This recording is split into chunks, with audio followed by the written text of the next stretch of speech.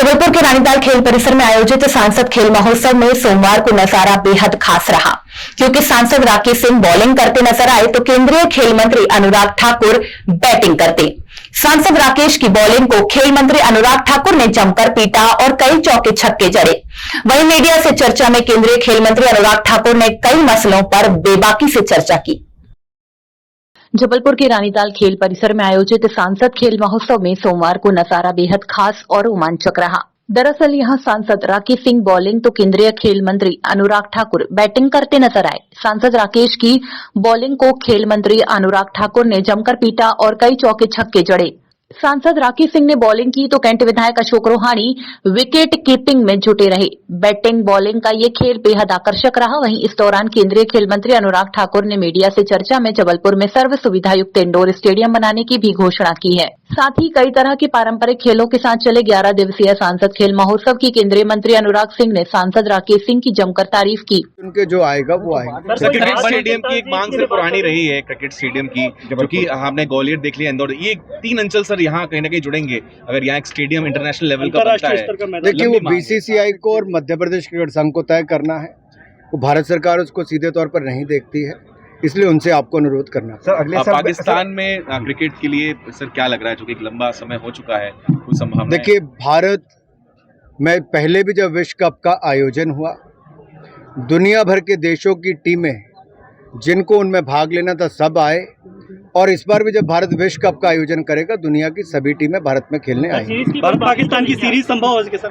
ये निर्णय बीसीसीआई को करना होता है, और आप स्वयं जानते हैं बायलैटरल सीरीज कई वर्षों से भारत पाकिस्तान नहीं खेल रहे हैं, और उसका मूल कारण ये है जो आतंकवाद को बढ़ावा सीमा पार से मिलता है, उसके खिलाफ जो देश की भावनाएं रहती हैं उसको लेकर इस सीरीज का आयोजन नहीं किया जाता। जब मैं अध्यक्ष था, महासचिव था बीसीसीआई का, उस समय से ये निर्णय है।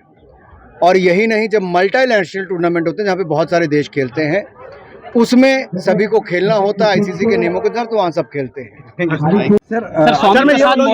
कुछ और है सर, मैं ये बोलूँ जो खेल संघ है उनमें ज्यादातर पॉलिटिशियन या राजनीतिक दलों के लोग हैं, उनमें खिलाड़ी क्यों नहीं आते? देखिए, अगर आप देखेंगे बीसीसीआई के अध्यक्ष रॉजर बिन्नी हैं, इंडियन ओलंपिक एसोसिएशन की अध्यक्ष पीटी उषा हैं, उनके वाइस प्रेसिडेंट गगन नारक हैं, जॉइंट सेक्रेटरी कल्याण चौबे हैं, स्पोर्ट्स पर्सन ऑफ मेरिट उनमें से चुन के पूरे देश भर के अभिनव बिंद्रा से लेके बाकी सब उस कमेटी में हैं, और मैरी कॉम भी से लेके बाकी खिलाड़ी उसमें हैं इंडियन ओलंपिक एसोसिएशन में। अगर आप इसी तरह से बाकी खेल संघों को भी देखोगे तो उन सब में भी पूर्व खिलाड़ी, कोई अध्यक्ष, कोई महासचिव, कोई किसी भूमिका में चुनकर आए हैं। फुटबॉल के कल्याण चौबे से लेके बाकी सब उसमें आए हैं। तो मैं कहूँगा ये तो संघों में चुनी हुई जो मेंबर्स हैं उनके द्वारा चुनी हुई प्रतिक्रिया के माध्यम से चुन के आते हैं वो है। मान लीजिए कर्नाटक में ब्रजेश पटेल थे, अनिल कुंबले थे, अब कोई नए अध्यक्ष वहाँ पर बने होंगे। इसी तरह से अब अजरुद्दीन अगर हैदराबाद में हैं तो उससे पहले शिवलाल यादव थे। इसी तरह से ही मोहाली में अगर एमपी पांडव थे, तो आप कोई और क्रिकेटर भी वहाँ पर हैं। तो हर जगह कोई ना कोई खिलाड़ी, किसी ने वेंगसरकर से लेके बाकी सब भी मुंबई क्रिकेट एसोसिएशन में रहे। सांसद खेल महाकुंभ जबलपुर में 28,700 से ज़्यादा खिलाड़ियों की भागीदारी, 265 से ज़्यादा टीमें, न केवल ओलंपिक गेम्स बल्कि पारंपरिक खेलों को भी इसमें बढ़ावा देने का अवसर मिला है। और जिस तरह का वातावरण बना है, महिलाएं हों, बेटियां हों, परिवार के सदस्य हों, खिलाड़ी हों, लगता है मानो परिवार के परिवार जबलपुर में सांसद खेल महाकुंभ में शामिल होने आ गए।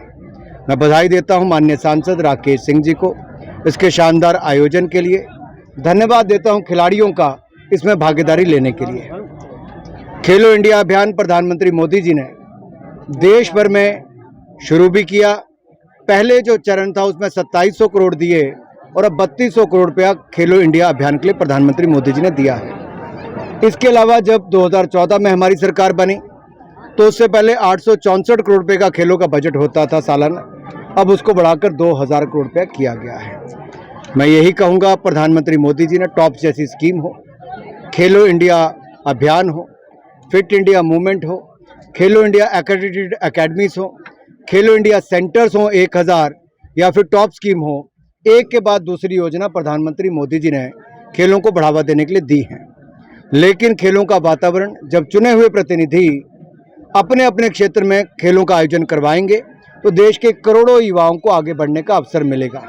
मैं आशा करता हूं बाकी सांसद भी राकेश सिंह जी की तरह इस आयोजन को करें तो लाभ मिलेगा। सर आपकी कुश्ती खेल संघ अध्यक्ष और भाजपा सांसद के ऊपर खिलाड़ियों के द्वारा लगाए गए गंभीर आरोप के बाद केंद्रीय खेल मंत्री अनुराग सिंह ठाकुर ने कहा कि खिलाड़ियों ने जो भी आरोप लगाए हैं उन तमाम आरोपों को लेकर एक कमेटी गठित की गई है जिसकी अध्यक्ष मैरी कॉम होंगी। उन्होंने कहा है कि कमेटी अपनी जांच रिपोर्ट 1 माह में बनाकर पेश करेगी और रिपोर्ट आने के बाद फिर इन तमाम आरोपों को लेकर फैसला लिया जाएगा।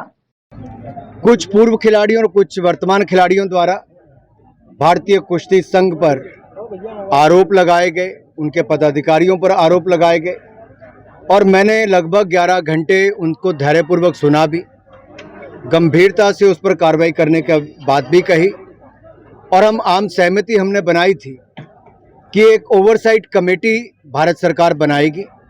तब तक रेसलिंग फेडरेशन ऑफ इंडिया के अध्यक्ष अपने पद पर काम नहीं करेंगे, उससे दूर रहेंगे दैनिक कार्यों से।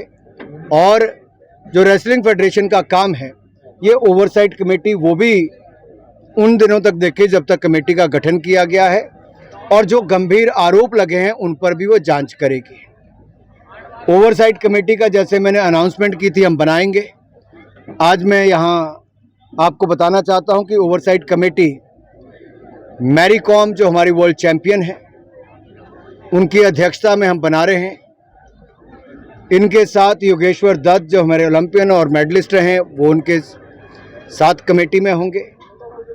तृप्ति मुरगंडे जो मिशन ओलंपिक सेल की सदस्य हैं और द्रोणाचार्य अवार्डी हैं वो इसकी सदस्य होंगी। पूर्व सीईओ टॉप्स कैप्टन राजगोपाल जी वो इसके सदस्य होंगे। राधा श्रीमन पूर्व ED teams sports authority of India वो इसकी सदस्य होंगी। तो ये 5 लोगों की कमेटी को गठन किया गया है जो मैरी कॉम जी के नेतृत्व में बनेगी और वो अगले 1 महीने तक इन आरोपों पर सभी पक्षों को सुनकर जांच भी करेगी और अपनी रिपोर्ट भी सौंपेगी और तब तक जो डे टू डे कार्य है जो निर्णय करने होंगे तब तक भी ये कमेटी वो लेगी। केंद्रीय खेल मंत्री अनुराग सिंह ठाकुर जबलपुर में सांसद खेल महोत्सव के समापन में शामिल हुए थे। जबलपुर शहर से जुड़ी तमाम ताजा अपडेट्स के लिए आप बने रहिए सरल न्यूज के पेज यूट्यूब, इंस्टाग्राम, फेसबुक पर भी पेज को लाइक करना, फॉलो करना, सब्सक्राइब करना ना भूलें।